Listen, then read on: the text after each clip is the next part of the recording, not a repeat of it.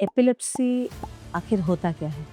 Epilepsy या मिर्गी या सीज़र जिसको कहा जाता है बेसिकली एक प्रकार की बीमारी है जो ब्रेन में एबनॉर्मल करेंट पैदा होने के कारण होता है। हमारा शरीर जो है करेंट से चल रहा है।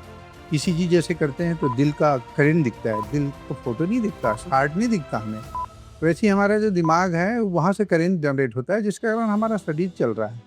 जब वो कोऑर्डिनेटेड होता है तो हम अपना काम करते हैं। जब वो इर्रेगुलर हो जाता है, कोऑर्डिनेशन खत्म हो जाता है तो डिफरेंट प्रकार के मूवमेंट होते हैं, उसको बेसिकली एपिलेप्सी बोला जाता है। आपने कहा primary and secondary.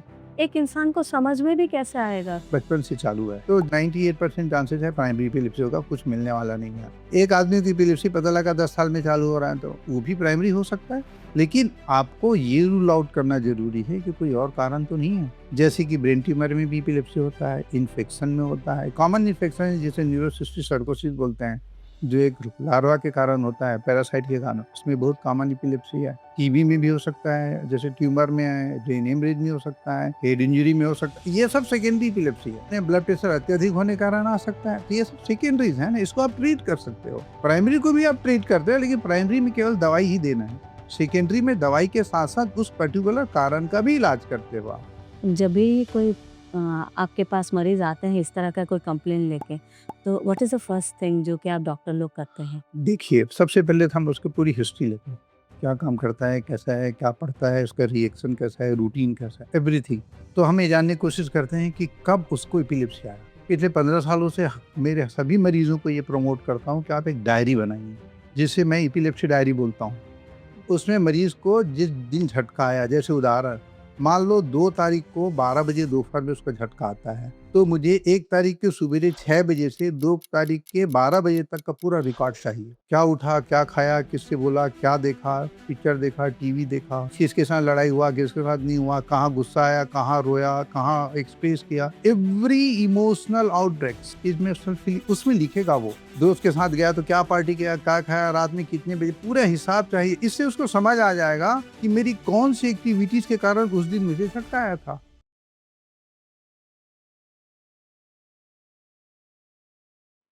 Hello everyone, welcome to 2050 Healthcare. Today we have Dr. Madare with us again and we will be speaking about epilepsy today. Welcome sir. नमस्कार। आज हम आपसे एपिलेप्सी के बारे में बात करेंगे। तो हम जानना चाहते हैं कि एपिलेप्सी आखिर होता क्या है? एपिलेप्सी या मिर्गी या सीजर जिसको कहा जाता है बेसिकली एक प्रकार की बीमारी है जो ब्रेन में एबनॉर्मल करेंट पैदा होने के कारण होता है। हमारा शरीर जो है करेंट से चल रहा है। इसी चीज जैसे करते हैं तो दिल का करेंट दिखता है, दिल को फोटो नहीं दिखता, हार्ट नहीं दिखता हमें। वैसे ही हमारा जो दिमाग है वहां से करेंट जनरेट होता है जिसके कारण हमारा शरीर चल रहा है। जब वो कोऑर्डिनेटेड होता है तो हम अपना काम करते हैं। जब वो इरेगुलर हो जाता है, कोऑर्डिनेशन खत्म हो जाता है तो डिफरेंट प्रकार के मूवमेंट होते हैं, उसको बेसिकली एपिलेप्सी बोला जाता है। तो इसलिए जब वो बहुत ज़्यादा होता है तो आदमी को बेहोश भी कर देता है और एबनॉर्मल मूवमेंट्स होते हैं, जो कॉमन एपिलेप्सी होते हैं। तो उसमें आदमी बेहोश होता है, आँख ऊपर घूम जाता है, जीभ कट जाते हैं, मुँह से गाज निकलने लगता है, हाथ-पैर चलने लगते हैं, साँस भी बंद हो जाता है कुछ देर के लिए, फिर बाद में मरीज़ ज़ोर-ज़ोर से साँस लेते हैं। तो ये कॉमनेस जो लोगों का सोच है ये एपिलेप्सी होता है, लेकिन एपिलेप्सी बहुत प्रकार के होते हैं, जिसको आदमी समझ भी नहीं पाता। तो एपिलेप्सी के बेसिक कारण यही है कि there is abnormal current generation in the brain. Sir हमने ज़्यादातर एक शब्द सुना है जो एपिलेप्टिक सीज़र, हुँ। वो होता ये क्या दोनों है? एक ही है। एपिलेप्सी एपिलेप्सी जब अब बेसिकली क्या है, सीज़र जो है ना, अब लोग उसको सीज़र को एपिलेप्सी बोलते हैं। एपिलेप्टिक सीज़र आप जो बोल रहे हो उसका मतलब ये होता है कि मरीज को 2-3 बार झटके आए हों, तो उसको एपिलेप्सी का नाम दिया जाता है। कई बार ऐसे हैं कि बहुत बीपी बढ़ गया तो एक बार सीज़र आ गया, तो उसको एपिलेप्सी नहीं बोलेंगे। अच्छा। That process is seizure. लेकिन एपिलेप्सी बोलने के लिए जब बार-बार रिकरेंट होता है, 2-3 बार आता है, तब अपन उसको एपिलेप्टिक सीज़र बोला जाता sir sir normally epileptic seizure के दौरान है। क्या होता है पेशेंट के साथ? वैसे ही जैसे मैंने बताया ना, बेहोश हो जाएगा और मुँह से सब है ना? फ्रॉथिंग होगा, जीभ कट जाएगा, हाथ-पैर चलेगा, साँस बंद हो जाएगा, एब्नॉर्मल मूवमेंट हो जाएगा। ये तो जनरल है, लेकिन केवल ना ऐसे भी एपिलेप्सी होते हैं जिसमें मरीज़ फ्रैक्शन ऑफ सेकंड के लिए सब चीज़ भूल जाता है। जैसे हाथ में अगर कोई चीज़ पकड़ा है तो गिर जाएगा, 1 सेकंड उसके बाद पता लगे। कुछ आदमी है कि हँसने में भी आ सकता है, मतलब there are so many types of seizure. तो वो कोई भी चीज़ हमें देखना है, समथिंग रिपीटेड एब्नॉर्मलिटीज़ जी। इन आवर सेंसोरियम और अंडरस्टैंडिंग, इस तरह की चीज़ों को आप तुरंत डॉक्टर से मिलिए और उसको चेक कराइए और जानिए कि सही में एपिलेप्सी है कि समथिंग एल्स है। क्यों जी। सर क्या एपिलेप्सी को हम एक बीमारी कह सकते हैं या सिर्फ़ एक कंडीशन है? नहीं, नहीं, एपिलेप्सी एक बीमारी है। अच्छा, तो सर अगर हम जानना चाहें कि इसके ज़्यादातर कारण क्या होते हैं एपिलेप्सी के? ज़्यादातर कारण मालूम ही नहीं है। 90% जो एपिलेप्सी होता है, जो इडियोपैथिक होता है, बचपन से होता है, लेकिन किसी भी एज में चालू हो जाता है। जिसका केवल आपको सिंपल एमआरआई कराओ, ईईजी कराओ और मरीज़ का ज़रूर चेकअप होना चाहिए। ये जानने के लिए कि ये प्राइमरी एपिलेप्सी है। प्राइमरी एपिलेप्सी का मतलब होता है जिसमें कोई कारण ही नहीं मालूम है। तो ज़्यादातर में कारण ही नहीं रहता। सेकेंडरी एपिलेप्सी को अपन ट्रीट कर लेते हैं अच्छे से। प्राइमरी एपिलेप्सी की इलाज तो दवाई दो बस और change in the lifestyle, take the hmm. Precautions. बस। तो सेकेंडरी एपिलेप्सी है, उसके लिए अपने पास पूरे इन्वेस्टिगेशंस हैं। अ, स अ, सर आपने कहा प्राइमरी एंड सेकेंडरी, तो एक इंसान को समझ में भी कैसे आएगा कि नहीं, जैसे कि देखिए, एक को एपिलेप्सी बचपन से चालू जी। है ना? तो ज़्यादा 98% चांसेस है प्राइमरी एपिलेप्सी होगा, कुछ मिलने वाला नहीं है। एक आदमी की एपिलेप्सी पता लगा 10 साल में चालू हो रहा है, तो वो भी प्राइमरी हो सकता है। हुँ। लेकिन आपको ये रूल आउट करना ज़रूरी है कि कोई और कारण तो नहीं है। जैसे कि ब्रेन ट्यूमर में भी एपिलेप्सी होता है, इन्फेक्शन में होता है, कॉमन इन्फेक्शन है जिसे न्यूरोसिस्टिक सर्कोसिस बोलते हैं, जो एक लार्वा के कारण होता है, पैरासाइट के कारण, उसमें बहुत कॉमन एपिलेप्सी है। टीबी में भी हो सकता है, जैसे ट्यूमर में है, ब्रेन हेमरेज में हो सकता है, हेड इंजरी में हो सकता है, ये सब सेकेंडरी एपिलेप्सी है। अब जी। जैसे बताया मैंने ब्लड प्रेशर अत्यधिक होने के कारण आ सकता है, तो ये सब सेकेंडरीज़ हैं ना, इसको आप ट्रीट कर सकते हो। हुँ। प्राइमरी को भी आप ट्रीट करते हो, लेकिन प्राइमरी में केवल दवाई ही देना है। सेकेंडरी में दवाई के साथ-साथ उस पर्टिकुलर कारण का भी इलाज करते हो आप।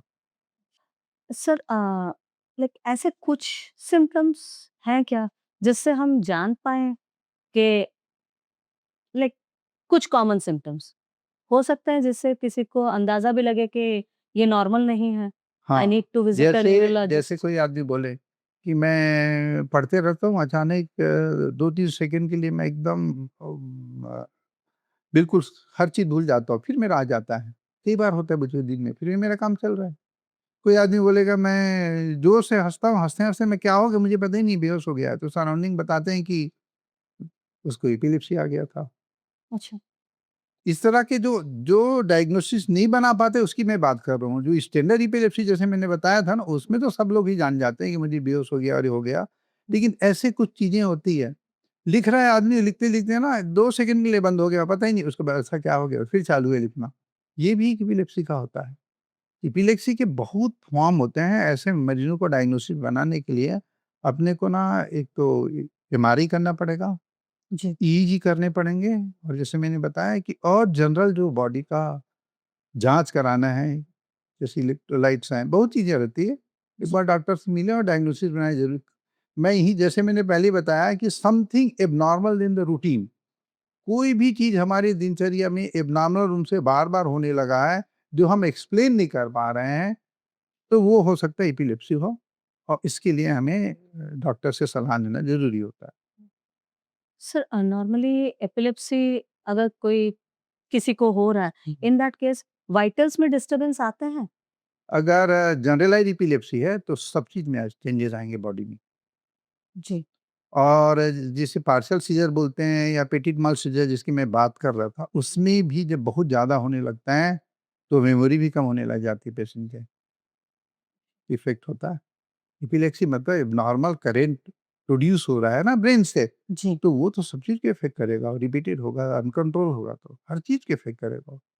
जिस सीवियरिटी के साथ करंट पैदा होगा, उस सीवियरिटी के साथ बॉडी में परिवर्तन होगा। ऐसे भी एपिलेप्सी आते हैं जो लगातार आते रहते हैं, मरीज़ कोमा में चला जाता है, डेथ भी हो जाता है पेशेंट का अगर आपने ठीक से ट्रीट नहीं किया तो। हड्डियाँ भी टूट जाती है। पसलियाँ टूट जाती है। अच्छा। केवल एपिलेप्सी के कारण।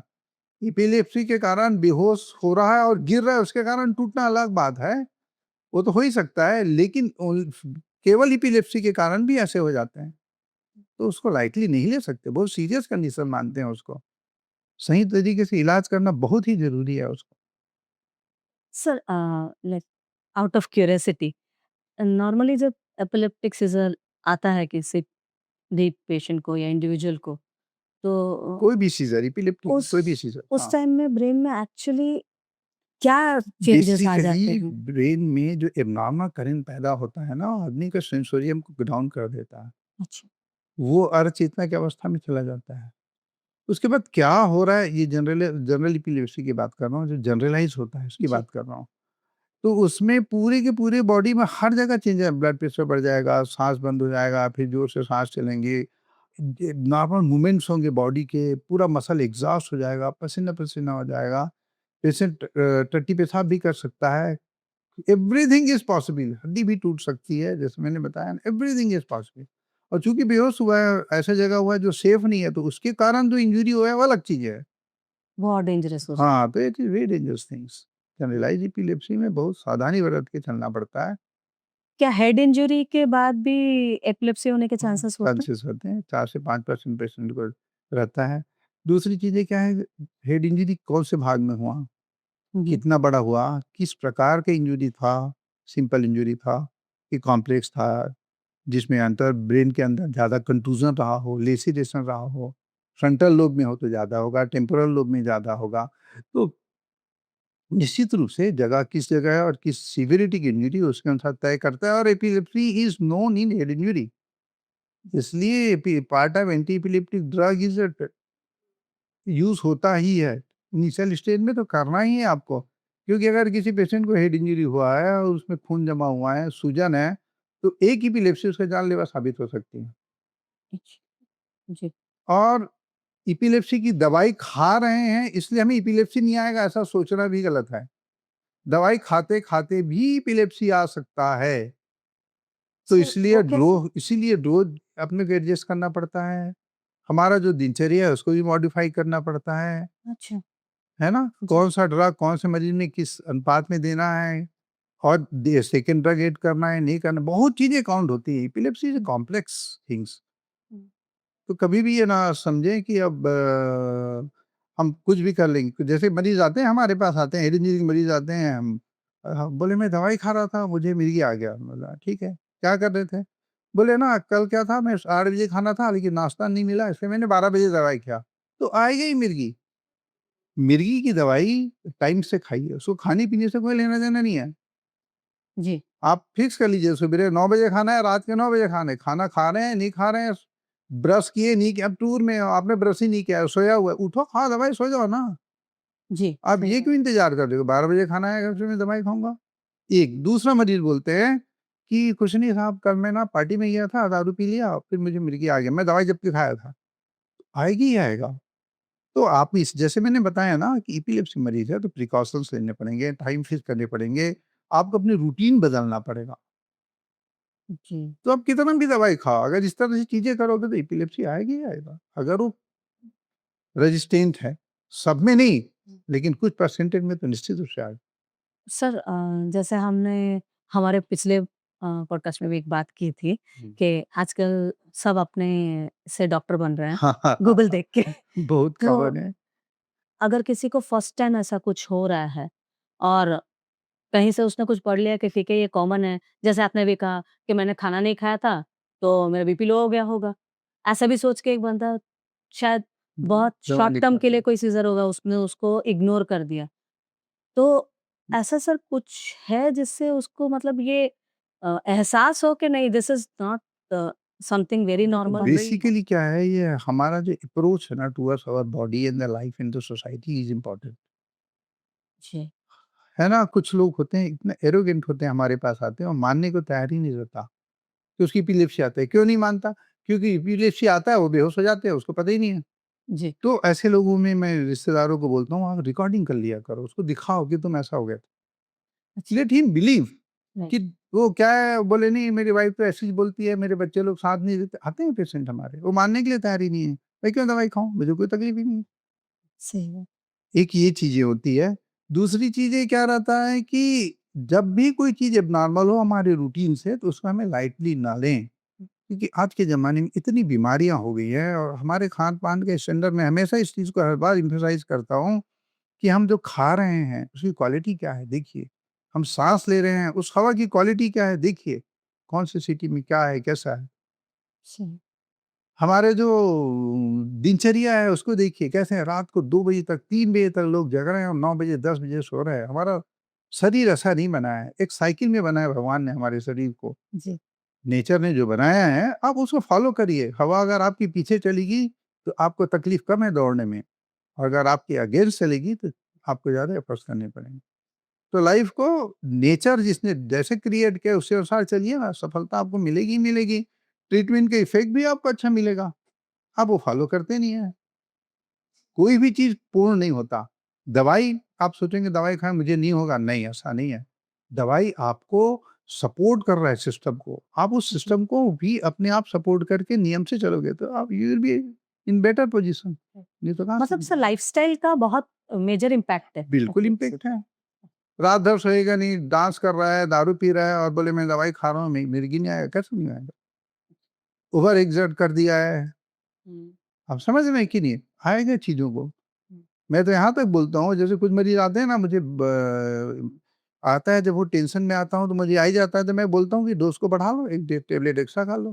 तुमको बुखार आ गया है ज़्यादा, 101 से आ रहा है, तो 1 डोज़ एक्स्ट्रा कर लो, कोई नुकसान नहीं होगा। लेकिन 1 डोज़ अगर आप मिस कर दोगे तो बहुत नुकसान होगा। जी। मरीज़ों को मैं ये भी बोलता हूँ, आपने ₹10 की या ₹20 या ₹50 की दवाई छोड़ने के कारण जो आपको झटका आया, उस झटका के कारण फिर से मुझे दिखाने आ रहे हो, तो कितना खर्चा हो गया आने-जाने और दिन का, और फिर सीटी स्कैन, एमआरआई और ईईजी का। अगर आप शायद रेगुलर दवाई खाते तो मुश्किल से 2-400 रुपए में आप ये सब चीज़ से बच सकते थे। तो क्यों सही। नहीं खाते आप? जी। आप सोचिए ना, तो छोटी-छोटी चीज़ें हैं, आदमी को नियम से चलना चाहिए। हुँ, तो बहुत लाइफ़ बहुत ईज़ी है। इतने बड़े-बड़े साइंटिस्ट हुए हैं, बहुत बड़े-बड़े हुए हैं। हुँ। बहुत लोगों को झटका आता, एपिलेप्सी आता था, लेकिन क्या एपिलेप्सी वाला आदमी बिल्कुल विकलांग हो गया? नहीं, बिल्कुल भी नहीं है। वो नियम को फ़ॉलो करेगा तो he is as good as anybody else. जी। दूसरे की बिल्कुल बराबर है, इंटेलिजेंसी भी बराबर है, उतना ही काम कर, हाँ, कुछ सावधानियाँ उसके लिए अलग से रहनी पड़ेगी। ओके। हुँ, जी। जैसे स्विमिंग नहीं करना है, रात भर जगना नहीं अच्छा।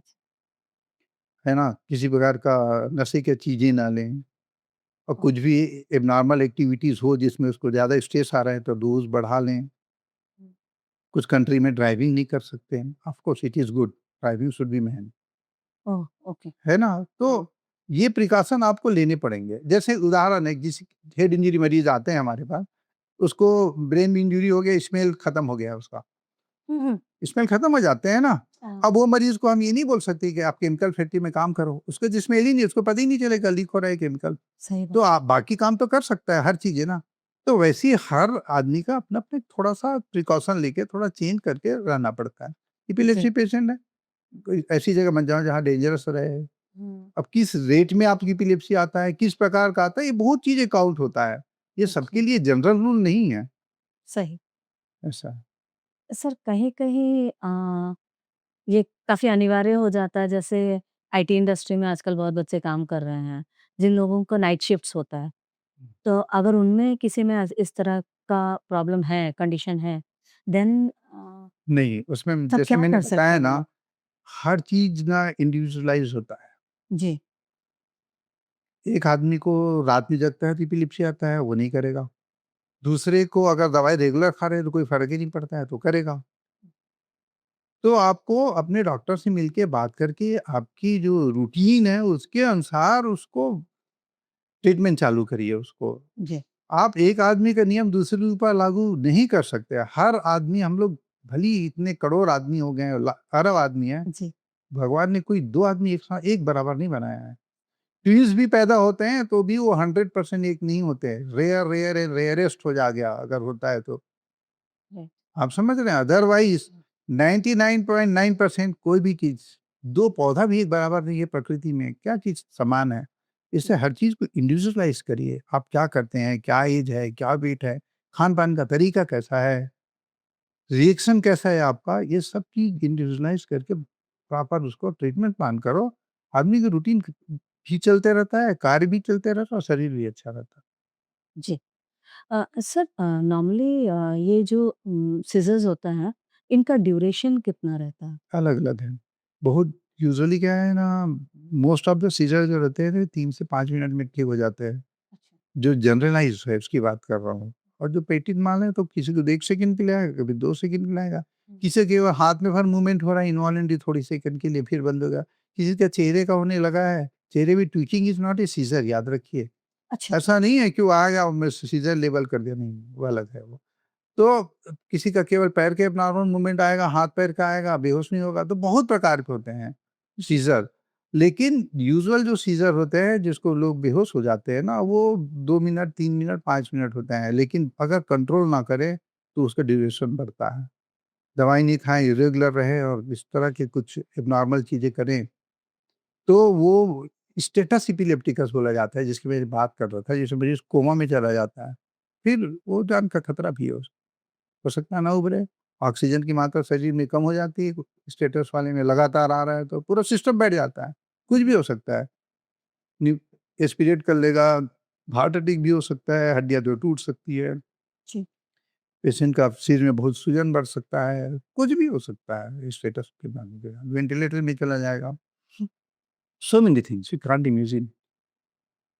सर अभी अगर हम बात करें इसके पूरे डायग्नोसिस के प्रोसेस का, तो जब भी कोई आपके पास मरीज़ आते हैं इस तरह का कोई कंप्लेंट लेके, तो what is the first thing जो कि आप डॉक्टर लोग करते हैं? देखिए, सबसे पहले तो हम उसकी पूरी हिस्ट्री लेते हैं। अच्छा। क्या काम करता है, कैसा है, क्या पढ़ता है, उसका रिएक्शन कैसा है, रूटीन कैसा है, एवरीथिंग। जी। तो हम ये जानने की कोशिश करते हैं कि कब उसको एपिलेप्सी आया। और मैं हुँ। पिछले 15 सालों से मेरे सभी मरीज़ों को ये प्रमोट करता हूँ कि आप एक डायरी बनाइए, अच्छा, जिसे मैं एपिलेप्सी डायरी बोलता हूँ। अच्छा। उसको उसको ये भी बोलता हूँ अच्छा वाला डायरी कागज़ रखना। हुँ, उसमें मरीज़ को जिस दिन झटका आया, जैसे उदाहरण, मान लो 2 तारीख को 12 बजे दोपहर में उसको झटका आता है। हुँ। तो मुझे 1 तारीख के सुबेरे 6 बजे से 2 तारीख के 12 बजे तक का पूरा रिकॉर्ड चाहिए। क्या उठा, क्या खाया, किससे बोला, क्या देखा, पिक्चर देखा, टीवी देखा, अच्छा। किसके साथ लड़ाई हुआ, किसके साथ नहीं हुआ, कहाँ गुस्सा आया, कहाँ रोया, कहाँ एक्सप्रेस किया। Every emotional outbreaks emotional feel उसमें लिखेगा वो। अच्छा। मेरे लिए नहीं लिखेगा, खुद के लिए लिखेगा वो। फैमिली के लिए नहीं लिखेगा, खुद लिखेगा। दोस्त के साथ गया तो क्या पार्टी किया, क्या खाया, रात में कितने बजे, पूरा हिसाब चाहिए। इससे उसको समझ आ जाएगा कि मेरी कौन-सी एक्टिविटीज़ के कारण उस दिन मुझे झटका आया था। ट्रिगर किससे हुआ? हाँ, तो वो फैक्टर को वो उसको फ़ायदा है ना, वो अगर डायरी बनाता है जी। और स साब महीने में 1 आध बार या साल में 1 आध बार झटका आ रहा है, हुँ, तो समझ आ जाता है कि कौन-सा फैक्टर है, तो आप शायद वो अगर ट्रिगर फैक्टर मिल गया, तो जी। ट्रीटमेंट तो आपको अपने आप समझ आ जाएगा, मुझे ये चीज़ें नहीं करना है, मुझे नहीं आएगा। तो ये एक बहुत इम्पोर्टेंट है, ये बहुत इम्पोर्टेंट उस पेशेंट में जिसमें फ्रीक्वेंट सीज़र आते हैं। हुँ, हुँ। वो बोल आएगा पेशेंट बोलेगा जब भी मैं अल्कोहल लेता हूँ सीज़र आता है, तो मत लो ना alcohol, you make your diagnosis, this is my trigger factor. Right. तो एपिलेप्सी डायरी होनी चाहिए, बनानी चाहिए। दूसरी चीज़ें मैं बोलता हूँ, फिर उसके बाद फिर इन्वेस्टिगेशन में जाते हैं हम। हुँ, हिस्ट्री के बाद एग्ज़ामिनिंग करते हैं, क्या कुछ डेफ़िसिट है, यूजुअली डेफ़िसिट नहीं रहता, मरीज़ जब आता है तो। हुँ। डेफ़िसिट वाले को मेजर कॉम्प्लिकेशन में लैंड कर गए रहते हैं। उसके बाद इन्वेस्टिगेशन करके डायग्नोसिस बनाएँगे कि कारण मिलता है कि नहीं, अगर प्राइमरी है तो उसको प्राइमरी की तरह ट्रीट करिए, सेकेंडरी तो सेकेंडरी की तरह ट्रीट करिए। जी। सर जो एंटी एपिलेप्टिक मेडिकेशंस दिया जाते हैं, like how does they work? Basically क्या है देखिए, ये जितनी भी ड्रग है ना, हुँ, वो जो एब्नॉर्मल करंट पैदा होता है उसको वो दबाता है। अच्छा, करंट पैदा करने की क्षमता को कम करता है। अच्छा। तो जब आप लगातार लंबे समय तक दवाई देते हैं तो वो जगह उसकी जो करंट पैदा होने की जो क्षमता है खत्म हो जाती है परमानेंट। और एक बार खत्म हो जाती है तो आप दवाई बंद कर देते हो। हुँ। लेकिन 2 से 5% मरीज में बंद होने के बाद फिर से भी चालू हो सकता है। सर लॉन्ग रन में इन दवाइयों का साइड इफ़ेक्ट होता है? अभी जो दवाइयाँ आ गई हैं, बहुत अच्छी दवाइयाँ आ गई हैं। उसमें बहुत ही मिनिमम साइड इफ़ेक्ट होता है, नहीं के बराबर। पुरानी जो दवाइयाँ होती थी उसमें बहुत साइड इफ़ेक्ट हुआ करते थे। एपिलेप्सी के मरीज़ों को क्या किसी तरह की सर्जरी की ज़रूरत पड़ती है कभी? नहीं, 2 अलग-अलग चीज़ है। एपिलेप्सी के लिए सर्जरी या एपिलेप्सी के मरीज़ को सर्जरी। तो दूसरा कोई भी बीमारी होगा जो सब आदमी को होता है, वैसे में एपिलेप्सी मरीज़ को भी सर्जरी करानी पड़ेगी। लेकिन अगर एपिलेप्सी में के लिए सर्जरी करना है, तो उसका मतलब होता है वो रेज़िस्टेंट एपिलेप्सी में लैंड कर गया है। अच्छा। 3-4 प्रकार के एपिलेप्सी की गोलियाँ हाई डोज़ में खाने के बाद भी जब कंट्रोल नहीं हो रहे हैं, हुँ। तब उसका सर्जरी किया जाता है। ऐसा नहीं कि मरीज़ आया और आपने सर्जरी कर दिया। जी। उसको बहुत एनालिसिस करके फिर स्टडीज़ करके 24 आवर ईईजी करके बहुत मॉनिटरिंग करके फिर सर्जरी किया जाता है हुँ। कि कौन-सी जगह से करंट पैदा हो रहा है। उस जगह को आप निकाल दीजिए, अच्छा। तो चांसेस कम हो जाएँगे, बहुत कम हो जाएँगे। जो 4 दवाइयाँ खा रहे हैं तो हो सकता है 1 दवाई में आ जाएगा वो। बट वो रेयरेस्ट केस होता है शायद। हाँ, रेयरेस्ट तो नहीं होता लेकिन हाँ, नॉट वेरी कॉमन। जी। लेकिन भारत का पॉपुलेशन इतना ज़्यादा है कि ये अनकॉमन नहीं है सच कि अब करने पड़ते हैं। हाँ। सर ये सर्जरी लाइक कितना इफेक्टिव होता है? लाइक अच्छा इफ़ेक्टिव होता है, रेज़िस्टेंट केस में एटलीस्ट दवाई की मात्रा सिग्निफिकेंटली कम हो जाती है।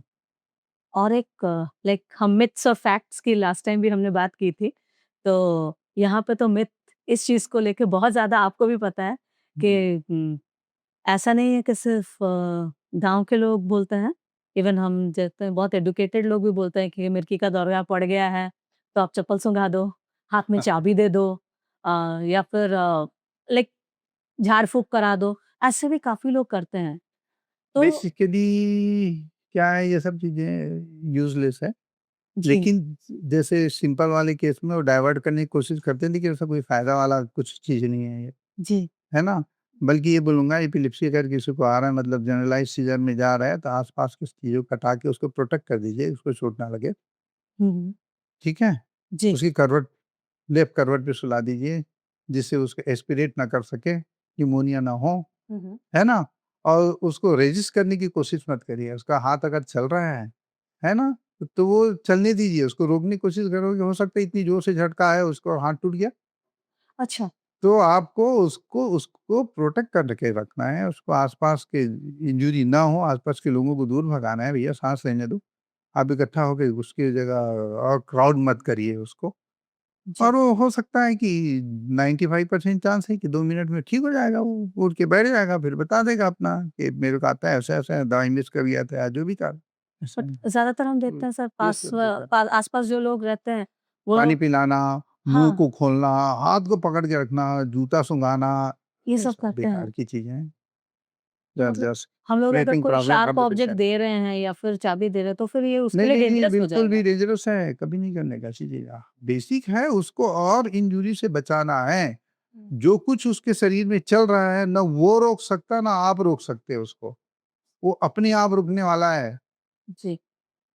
है ना? हुँ, अगर वो स्टेटस में लैंड कर रहा है, तो आपको तुरंत अस्पताल ले जाके करना पड़ेगा वैसी स्थिति में है। हुँ, हुँ। तो तुरंत डॉक्टर को कंसल्ट करना ज़रूरी होता है क्योंकि सेकंड अटैक भी तो आ सकता है, उसे बचाना ज़रूरी है उसको। जी, तो फर्स्ट अटैक को आपको देखना है, पता है हिस्ट्री है, हाँ, ठीक हो गया 1 मिनट में, बैठा लिए, दवाई खाई नहीं, पूछ लिया, डॉक्टर से मिलने चले गए, हो गया काम। जी। तो बेहतर ये होगा कि हम रेज़िस्ट करने की कोशिश ना करें, जैसा आपने बिल्कुल भी कहा। नहीं, बिल्कुल भी नहीं। तो हमें रोकना नहीं चाहिए और पानी नहीं पिलाना चाहिए। नहीं, बिल्कुल नहीं पिलाना। जी, क्योंकि काफ़ी लोग चम्मच से मुँह खोलने की भी कोशिश हाँ, वो करते हैं। खोल ही नहीं सकते, हाँ, दाँत टूटेगा ही। जी। वो तो इतना ज़्यादा इनवॉलंटरी कॉन्ट्रैक्शन में है पेशेंट, हुँ। आप कुछ नहीं कर सकते उसको, नहीं रोक सकते। सर बट नॉर्मली ये अटैक के बाद पेशेंट एकदम नॉर्मल हो जाते हैं? नहीं, अटैक के बाद बॉडी एकदम एग्ज़ॉस्ट हो जाएगा उसका, एग्ज़ैक्टली। जी। बॉडी एक चालू हो जाएगा। हो सकता है उसको याददाश्त चली जाए कुछ देर के लिए। क्या हुआ था ये तो मालूम रहेगा ही नहीं, जनरलाइज़्ड हुँ, है ना? हुँ। तो याददाश्त पूरी चली जाती है। बहुत कई मरीज़ तो बहुत समय तक के लिए भूल जाता अच्छा, तो कितने है टाइम ना? तक सर वीकनेस अ, ऐसा रहता है ब फिर उनका? वो इंडिविजुअल है किस ग्रेडिंग का उसको कन्वर्शन आया है। अच्छा, अदरवाइज़ कुछ पेशेंट आते हैं बोलते हैं मेरे को 2 दिन बहुत बॉडी एक हुआ, बहुत अच्छा नहीं लग रहा था, फिर ठीक हुआ। तो बोलेगा 4 घंटे में ठीक हो गई। तो वो किस ग्रेड का आ रहा है, सीवियरिटी के अनुसार तय होता है। कितना सीवियर आया, ज़्यादा सीवियर आया तो ज़्यादा तकलीफ में रहेगी, ज़्यादा देर तक कॉन्ट्रैक्शन हुआ, ज़्यादा जी। बॉडी एग्ज़ॉस्ट हो जाएगा, फटीग हो जाएगा उससे। सर एपिलेप्सी जेनेटिक है? देखिए, एपिलेप्सी में जेनेटिक्स यानी आनुवंशिक कारणों की एक महत्वपूर्ण भूमिका होती है। अगर हम सामान्य जनसंख्या की बात करें, तो किसी व्यक्ति को वंशानुगत कारणों से एपिलेप्सी होने की संभावना लगभग 1% होती है। लेकिन अगर परिवार में किसी भाई या बहन को एपिलेप्सी है, तो वहाँ एपिलेप्सी होने का संभावना लगभग 2% से 5% तक हो सकती है। सर बच्चों में भी एपिलेप्सी देखा जाता है क्या? बच्चों में तो कॉमन है प्राइमरी एपिलेप्सी। ओके। बच्चे सर में कौन-सा स्पेसिफिक एज मतलब जो वो बहुत छोटे बच्चों में होता है सर? हाँ, बहुत छोटे बच्चों में 6 महीने के बच्चों से चालू हो जाता है। पैदा होता है तो भी मिल सकता है। फिर वो तो बच्चों ट्रैक करना सर हम और मदर के लिए डिफिकल्ट हो जाएगा। नहीं, समझ आ जाता है समथिंग इज़ नॉर्मल। अच्छा, सो बच्चों मदर में को किस थोड़ी तरह जल्दी का समझ आ जाएगा कि ये गड़बड़ है, कुछ नॉर्मल नहीं है। भई हमें ना अपने लाइफ में देखना है क्या चीज़ एकदम नॉर्मल है। हुँ। आप समझ रहे हैं? अपन रूटीन में चल रहे हैं, उससे थोड़ा-सा भी डेविएट होता है बच्चा, जी। है ना? ग्रोथ में, मेंटल डेवलपमेंट में, हुँ। तो सब चीज़ नॉर्मल चल रहा है तो जाके जाँच करा के दिखाइए कि शायद उसको एपिलेप्सी भी हो। अच्छा, मतलब बहुत और बच्चे की एपिलेप्सी 95-98% ठीक हो जाते हैं अगर सही समय में अच्छा। सही इलाज मिले तो। 3-4 साल दवाई खाएँ, ठीक हो जाते हैं। हुँ। सर अगर हम बड़ों की बात करें तो एपिलेप्सी लाइक रिकवरी होता है इससे? रिकवरी तो हो जाता है, ऐसा कुछ नहीं है, सब में हो जाता है रिकवरी, रिकरेंस से बचाना है अपने। मतलब इसलिए रिवर्सल के बाकी चांसेस हैं? हाँ, रिकरेंसेस के चांसेस हमेशा कोई भी चीज़ में लाइफ में, जी। तो रिकरेंसेस बचाने के लिए ही अपन प्रॉपर तरीके से लाइफ़स्टाइल रखें और दवाइयाँ प्रॉपर तरीके से खाएँ। सर क्या हम एपिलेप्सी को मेंटल इलनेस बोल सकते हैं? देखिए, आपका जो मतलब है ना मेंटल इलनेस मतलब साइकोलॉजिकल प्रॉब्लम, है ना? वो नहीं बोल सकते इसको कि उसके कारण हो गया, ऐसा होगा। हाँ, कुछ डिसीज़ होती हैं, मेंटल इल पेशेंट एपिलेप्सी जैसे प्रेज़ेंट करने लग जाते हैं। उसको मालूम होता है मिर्गी ऐसा आता है, हुँ। तो वो जो होते हैं ना डिप्रेशन में, साइकोलॉजिकल जी। एस्पेक्ट में, वो ऐसे-ऐसे करेंगे जैसे एपिलेप्सी आ रहा है। वो डायग्नोसिस बनानी पड़ती है, वो आराम से बन जाते हैं। लेकिन एपिलेप्सी इज़ मेंटल इलनेस में नहीं आएगा वो, है ना? ये अलग डिसीज़ ही है। अच्छा। सर अगर रिकरेंट एपिलेप्सी का कंप्लेन है किसी पेशेंट को, हाँ, तो हाँ, क्या वो डिप्रेशन में जा सकते हैं? हाँ, निश्चित रूप से जा सकता है। निश्चित रूप से जा सकता है। डिप्रेशन का संबंध हमारा ना सोच से होता है, जी। ठीक है? हुँ, हम अगर किसी चीज़ में लगातार फेल हो रहे हैं तो भी डिप्रेशन में जा सकते हैं। हुँ। हमारी पसंद का कोई चीज़ नहीं मिल रहा है तो भी हम डिप्रेशन में जा सकते हैं। हम कुछ अच्छा करते भी हैं और हमको उसका श्रेय नहीं मिल रहा है, हमारे सराउंडिंग से, हमारी फैमिली से तो भी डिप्रेशन, तो depression is entirely different things. तो एक पेशेंट अच्छा है, लेकिन बार-बार एपिलेप्सी आ रहा है ना? तो वो डिप्रेशन में तो निश्चित रूप से जा सकता है, इसलिए उसको हुँ। कंट्रोल करना ज़रूरी है। इसलिए मैंने जो आपको कन्वल्सन डायरी बोला है, हुँ, हुँ। ये रिकरेंट एपिलेप्सी वाले मरीज़ों के लिए बहुत अच्छा है। जी। वो जो डायरी है वो रिकरेंट क्यों आ रहा है, डायग्नोसिस से बने एटलीस्ट 10 में से 8 को तो समझ ही आ जाता है कि हाँ, मुझे क्यों आ रहा है, वो कंट्रोल हो जाता है फिर। जी। सर ये तो ज़ाहिर-सी बात है कि हमारा फैमिली, हमारे फ्रेंड्स, हमारा सर्कल जो है वो हमारा सपोर्ट सिस्टम है हमेशा। निश्चित रूप से। तो इस तरह के पेशेंट्स के लिए फैमिली का क्या सपोर्ट रहता है? What role does they play? बहुत ही इम्पोर्टेंट रोल है उसको। जी। सबसे पहले तो एपिलेप्सी वाले मरीज़ को ये बताना होगा कि भैया एक प्रकार की बीमारी है एंड आप सब चीज़ कर सकते हो। हुँ। सब चीज़ कर सकते हो और इसलिए आपको इसमें हम आपके साथ हैं, बस दवाई खाना है यार, थोड़ा प्रिकॉशन लेना है। मरीज़ को आप ऐसा बोले वो डॉक्टर ही बन सकता है, इंजीनियर हाँ, वो पायलट नहीं बन सकता अगर एपिलेप्सी नोन है तो। अच्छा, स ओके। स्विमिंग नहीं कर सकता वो, हुँ। ठीक है? कुछ चीज़ें लिमिटेशन है जैसे मैंने बताया ना कुछ पहले स्पेसिफिक लिमिटेशंस हाँ, हैं। जैसे मैंने पहले बताया लेकिन वो तो सब कर सकता है अगर दवाई खाएगा, तो जी। 99.9% कंट्रोल होने की गुंजाइश अच्छी रहती है ना। तो थोड़ा सावधानी बरत के दवाई खाइए, तो फैमिली का सपोर्ट, उसको समझाना, उसको प्रॉपर दवाई खिलाना, उसको थोड़ा-सा चीज़ों को ज़्यादा अटेंटिव रखना, है ना? हुँ। एक्सट्रीम वेदर से बचना, दवाई का टाइम फिक्स रखना, मैं हमेशा इसको एम्फसाइज़ कर जो हम कर सकते हैं। अच्छा। टाइम फिक्स रखिए, जैसे मैंने पहले ही बताया था, फिक्स द टाइम। उसको कोई कोरिलेट मत करिए, मैं खाना नहीं खाया, मैं ब्रश नहीं किया, मैंने ये नहीं किया इसलिए दवाई नहीं खाऊँगा, नो, फिक्स योर टाइम। 8:30 से 9:30 खाना है, तो खाना है, खत्म। जी, तो इस तरह कुछ चीज़ें चलें, तो ऐसा कोई 99% पेशेंट बढ़िया रहते हैं, कोई ऐसा प्रॉब्लम नहीं रहता। जी, जितना लोग सोचते हैं, जितना उसको बैठा लेते हैं दिमाग में, ऐसा हो गया तो क्या करेंगे, नहीं है। आप उसको एक डिसीज़ के रूप में लीजिए और उसको सिंसियर तरीके से उसको ट्रीटमेंट प्रोटोकॉल को फ़ॉलो करिए, हुँ, लाइफ़स्टाइल को फ़ॉलो करिए, you will as good as anybody else. जी। बिल्कुल, अ, सर जिन अगर बच्चों में जैसे आपने कहा पीडियाट्रिक्स में तो ये कॉमन हो जाता है। ज़्यादा बच्चों में कॉमन जब है। जी, हाँ, जब हाँ। बच्चों में हो रहा है लाइक फॉर इंस्टेंस कोई बच्चा वो तो स्कूल जा रहा है, हुँ, दूसरे बच्चों के साथ खेल रहा है, खेल रहा है।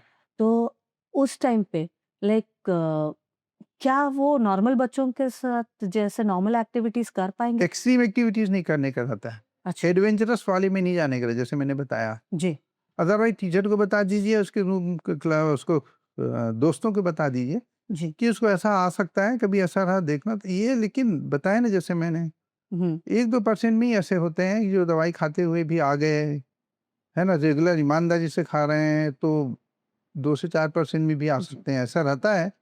लेकिन आप रूटीन में पाएँगे कि कंट्रोल रहता है और कोई प्रॉब्लम नहीं है। स्टिल अगर मतलब किसी का आ ऐसा गया हिस्ट्री है, आ गया तो बता के रखने का टीचर को, उसके तो दोस्तों टीचर्स को, तो स्कूल समझ आ में बता जाता है के कि हाँ, रखें। इसको आया है सर, ऐसा है, तो फिर वो केयर कर लेते हैं आराम से। तो मतलब लेकिन इस सराउंडिंग्स में जितने लोग रहते हैं उनको अपडेटेड रखना जिसके बहुत अच्छा स होता है। हाँ, हमेशा बहुत अच्छा होता है। जी। एटलीस्ट 1-2 ऐसे रिस्पॉन्सिबल आदमी रहते हैं सराउंडिंग में, जिसको मालूम रहे, जो साथ में है तो। हुँ, सबको 100 में 100 को बताने की ज़रूरत नहीं है। अगर 100 लोग के साथ हो और उसमें 8-10 लोग हमेशा साथ में ही रहने वाले हैं, तो उसमें 4-6 को भी मालूम रहेगा तो भी काम बन जाएगा ना। हुँ, क्योंकि प्रोटेक्शन मिल सकता है। हाँ, क्योंकि राइट। सबको बता के रखना भी अच्छी बात नहीं है ना उसके लिए। जो मरीज़ आता है फिर उसकी इन्फर्टिलिटी कॉम्प्लेक्स आएगा, वही वाला डिप्रेशन वाला किस्सा हो जाता है उसमें। जी, तो जी। सबको बताने की ज़रूरत नहीं है भई हुँ, उसमें। लेकिन हाँ, मालूम होना चाहिए कुछ लोगों को कि ऐसा हो सकता है, जिसकी संभावना 1% है। जी, लेकिन ये दुनिया जो है ना, हमारी जो जीवन है ना, वो 1 और 99% के बीच है। हमारी पूरी लाइफ़ कोई शून्य में नहीं है और कोई अपन 100 में नहीं है। यही तो ज़िंदगी है ना।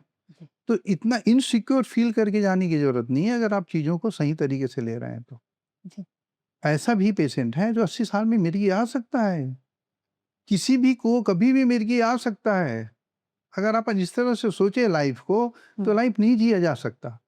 जी, आप समझ रहे हैं कि नहीं? तो मैं जैसे बताता हूँ ना कि ज़िंदगी 1 से 99% के बीच ही है, शून्य और 100 में कुछ नहीं है। जी। है ना? इसलिए जो अपन रूटीन है वो प्रिकॉशन लें, दवाई बराबर खाएँ, नियम को मानें, यू विल बी ऑलराइट। तो 98 मतलब 99 खुद का मोरल बढ़ा के रखना चाहिए और कॉन्फिडेंट रहना हाँ, चाहिए। बहुत इम्पोर्टेंट है वो, जी, बहुत इम्पोर्टेंट है। हम जो चीज़ नहीं बदल सकते, उसके बारे में नेगेटिव सोचना मतलब हम अपने आप को नुकसान पहुँचाना है। जी, जो बदल सकते हैं उसमें सोचिए और निश्चित उसमें बदलाव कर लीजिए, और जो बदल नहीं सकते उसको लीव इट, जी। Adjust it, follow the rules, you will be alright. Sir lastly हम आपसे रिक्वेस्ट करेंगे कि आप एक मैसेज दें सारे उन पेशेंट्स को या जो लोग इसके बारे में जानकारी उनको नहीं है और उनके फैमिली मेंबर्स को कि अगर किसी को एपिलेप्सी है तो उस पेशेंट के साथ किस तरह से ट्रीट किया जाए और ये क्यूरेबल है। सबसे पहले तो मैसेज मैं दें तो ये बहुत अच्छा बोलूँगा होगा। कि एपिलेप्सी एक बीमारी है, जिसको अगर सही तरीके से, सही समय में इलाज किया जाए, तो कंट्रोल हो जाता है। और जो मरीज़ को ये जैसे कोई बीमारी होता है, उसको अपन गलत तरीके से नहीं सोचते, वैसे एपिलेप्सी एक बीमारी है, जो ऐसा नहीं उसको एपिलेप्सी आके तो बाजू वाले का आ जाएगा, ऐसा कुछ भी नहीं होता है। तो इसलिए ना ये फैलने वाली बीमारी है, ना कुछ है। तो तीसरी चीज़ ये है कि बार-बार आने वाले लोगों में दवाइयों का जो डोज़ है, उसको एडजस्ट कराइए, डॉक्टर से बराबर मिलिए और फैमिली वाले हमेशा सपोर्टिंग रहिए। अगर आप सपोर्टिंग हैं, तो मेरी दवाई भी सिंसियरली खाएगा और वो अच्छे से परफ़ॉर्म भी करेगा लाइफ़ में। इसलिए epilepsy take as a other disease with little more precaution. इससे ज़्यादा कुछ करने की ज़रूरत नहीं, ज़्यादा सोचने की ज़रूरत नहीं है उसमें। और सेकेंडरी एपिलेप्सी जो है, हाँ, उसका प्रॉपर ट्रीटमेंट लीजिए, कंसल्ट करिए डॉक्टर को और उसका डायग्नोसिस बनने के बाद उसके अनुसार उसका इलाज कराइए। तो आज के ज़माने में इलाज बहुत अच्छे आ गए हैं, बहुत अच्छी-अच्छी दवाइयाँ आ गई हैं, रिज़ल्ट भी बहुत अच्छा आते हैं, दिमाग में असर भी नहीं होता है। इसलिए कभी ये ना सोचिए कि दवाई खाने से दिमाग में मेमोरी कम हो जाएगा, असर आ जाएगा, नहीं, अभी ऐसा कुछ भी नहीं है। सो सबसे रिक्वेस्ट है कि एक डिसीज़ के रूप में लें और एक नॉर्मल आदमी की तरह ही उसको लें, जिससे उसका मॉरल भी अच्छा रहे और परफ़ॉर्म भी करे लाइफ़ में।